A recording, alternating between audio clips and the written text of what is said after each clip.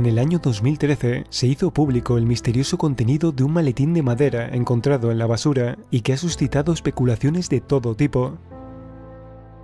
Este podría ser el inicio de una novela detectivesca, ya que apenas se sabe nada sobre su origen, su propietario o de por qué terminó en el contenedor, aunque precisamente esos son los motivos que hacen que este maletín posea un halo especial de misterio, y su contenido es más intrigante de lo que podríamos imaginar.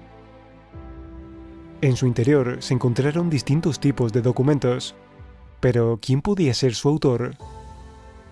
La mayoría de los folios estaban firmados con el nombre de Daniel Christiansen, y tras el estudio de estos documentos, se pudo deducir que se trataba de un hombre nacido en Dinamarca hacia el año 1900, que se trasladó al estado de Florida, lugar donde se alistó en el ejército en el periodo de la Segunda Guerra Mundial.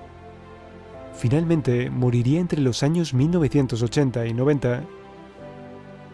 Se consideraba a sí mismo como un inventor y artista.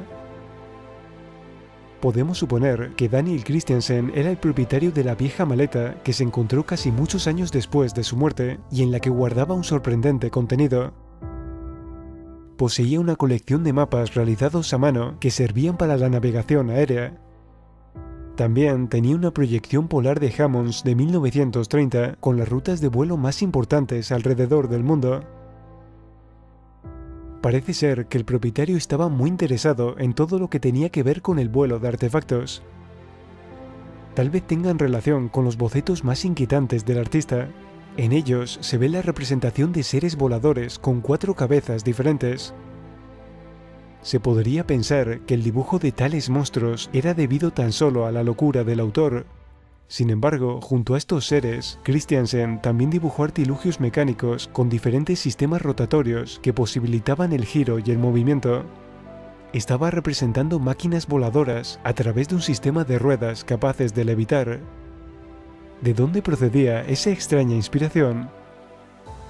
Si revisamos el Antiguo Testamento de la Biblia, en el libro de Ezequiel podemos leer lo siguiente.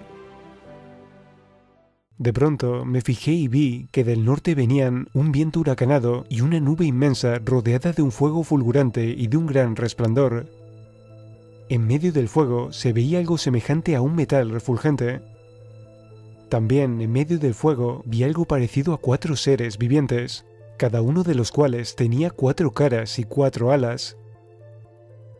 Sus piernas eran rectas y sus pies parecían pezuñas de becerro y brillaban como el bronce bruñido. En sus 4 costados, debajo de las alas, tenían manos humanas, y las alas se tocaban entre sí.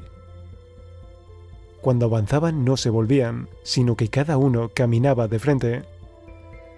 Sus rostros tenían el siguiente aspecto.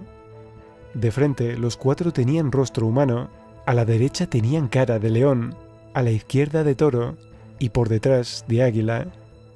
Tales eran sus caras. Sus alas se desplegaban hacia arriba. Con 2 alas se tocaban entre sí, mientras que con las otras 2 se cubrían el cuerpo.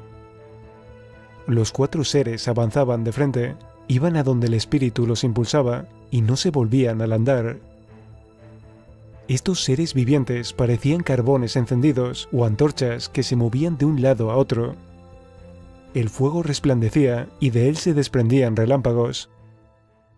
Los seres vivientes se desplazaban de un lado a otro con la rapidez de un rayo. Miré a los seres vivientes de 4 caras y vi que, en el suelo, junto a cada uno de ellos, había una rueda. Las 4 ruedas tenían el mismo aspecto, es decir, brillaban como el topacio y tenían la misma forma. Su estructura era tal que cada rueda parecía estar encajada dentro de la otra. Las ruedas podían avanzar en 4 direcciones sin tener que volverse. Las 4 ruedas tenían grandes aros y estaban llenas de ojos por todas partes. Cuando los seres vivientes avanzaban, las ruedas a su lado hacían lo mismo, y cuando se elevaban del suelo, también se elevaban las ruedas. Los seres iban a donde el espíritu los impulsaba, y las ruedas se elevaban juntamente con ellos, porque el espíritu de los seres vivientes estaba en las ruedas. Cuando los seres se movían, las ruedas también se movían. Cuando se detenían, las ruedas también se detenían. Cuando se elevaban del suelo, las ruedas también se elevaban. Las ruedas hacían lo mismo que ellos, porque el espíritu de los seres vivientes estaba en las ruedas.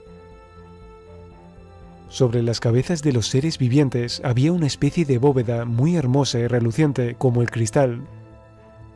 Debajo de la bóveda, las alas de estos seres se extendían y se tocaban entre sí, y cada uno de ellos tenía otras 2 alas con las que se cubría el cuerpo.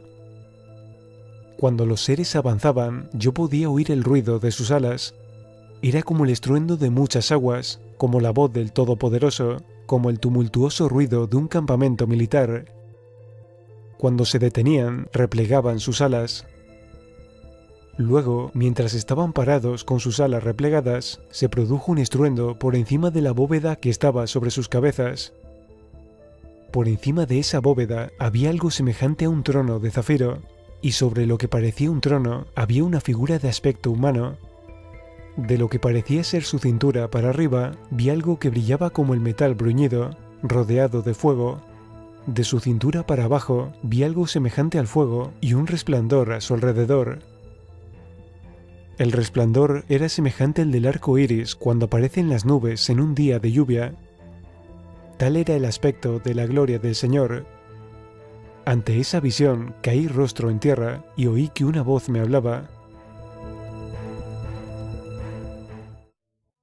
Al parecer, Christiansen dibujó a su criterio la visión del profeta Ezequiel. Pero, ¿por qué le obsesionó tanto el tema? ¿Era por su obsesiva inclinación religiosa? ¿O quizá tenía otro tipo de inquietudes? Si este pasaje bíblico ocurrió realmente, hay que tener en cuenta que Ezequiel no sabía lo que estaba viendo. Por eso, al describirlo, utilizaba referencias de objetos conocidos. No es que las palabras nube o rueda fueran realmente eso, sino que es muy probable que se tratara de algo diferente. Tecnología avanzada que se escapaba al entendimiento de Ezequiel. Tanto que algunos investigadores, como Eric von Daniken, consideran el testimonio del profeta Ezequiel como un encuentro con seres extraterrestres. Uno de los sucesos ovni más antiguos y detallados que están registrados en la Biblia. Pero también hay registros históricos similares. En Sumeria encontramos la representación de un dios de 4 caras, además de grabados de ruedas voladoras. Lo mismo ocurre en la India con el dios Brahma, creador del universo, y los conocidos vimanas o aparatos voladores. Pero esto no es todo. El maletín también contenía 4 páginas firmadas con el alias de Christiansen, en las que se vincula directamente algunos avistamientos ovni con el suceso descrito por Ezequiel y otras referencias bíblicas. En estas páginas, Christiansen describe detalladamente el funcionamiento de dichos aparatos voladores, incluyendo aspectos de la física y la electromecánica. El inventor y artista no entendía los escritos de Ezequiel como un simple creyente más, sino que veía en ellos la descripción de un contacto con seres más avanzados de otro planeta. De hecho, Christiansen describe en su obra un suceso asombroso que tuvo lugar el 7 de julio de 1977 en Tampa Bay, donde, según el artista, se vieron implicadas naves extraterrestres que guardaban una estrecha relación con las descripciones del profeta Ezequiel.